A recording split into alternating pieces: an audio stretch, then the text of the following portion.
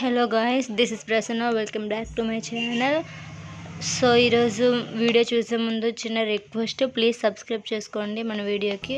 So ఈ వీడియోలో మనం పికిల్ దోశ ఎలా తయారు చేసుకోవాలో చూసుకుందాం. ఫస్ట్ ఒక బౌల్లో టమాటో పికిల్ తీసుకున్న తర్వాత సో దోశ అనేది ఎలా వస్తుంది, ఇప్పుడు దోశ ఎలా వేయాలో చూసుకుందాం. ఫస్ట్ ఒక పెనం పెట్టి దాని మీద ఉల్లిపాయతో రాసి 2 గరిటెల దోశల ముద్ద వేసుకోవాలి.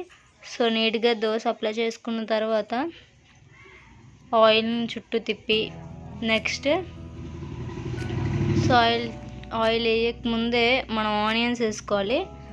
ఆనియన్స్ మరీ ఎక్కువ వేసుకోకండి, ఎందుకంటే టేస్ట్ మారిపోతుంది. సో ఆనియన్స్ని లిమిట్గా వేసుకోవాలి.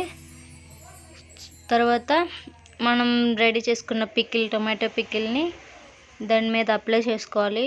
ఒక 2-3 స్పూన్స్ అప్లై చేసుకున్న తర్వాత సో ఫస్ట్ ఇలా కలుపుకొని అప్లై చేసుకోవాలి. సో మీకు ఈ వీడియో ఎలా అనిపిస్తుందో ప్లీజ్ లైక్ చేయండి. అండ్ మోర్ వీడియోస్ కోసం మా ఛానల్ని సబ్స్క్రైబ్ చేసుకుని బెల్ ఐకాన్ క్లిక్ చేయండి. సో అలా అయితే మా వీడియోస్ అన్నీ మీ ఫోన్లోకి వచ్చేస్తాయి. ఓకే, తర్వాత ఆయిల్ వేసుకుందాం. చుట్టూ బాగా అప్లై చేసుకున్నట్టు ఆయిల్ వేసుకొని తర్వాత మనకి దోశ రెడీ అయిందని తెలిసినప్పుడు కాసేపటి తర్వాత దోశని ఇలా 4 వైపులా పెనానికి అంటకుండా మీదకి లాగేసి, దోశని ఎప్పుడు తిరగేయకూడదు, మనందరికి తెలిసిందే.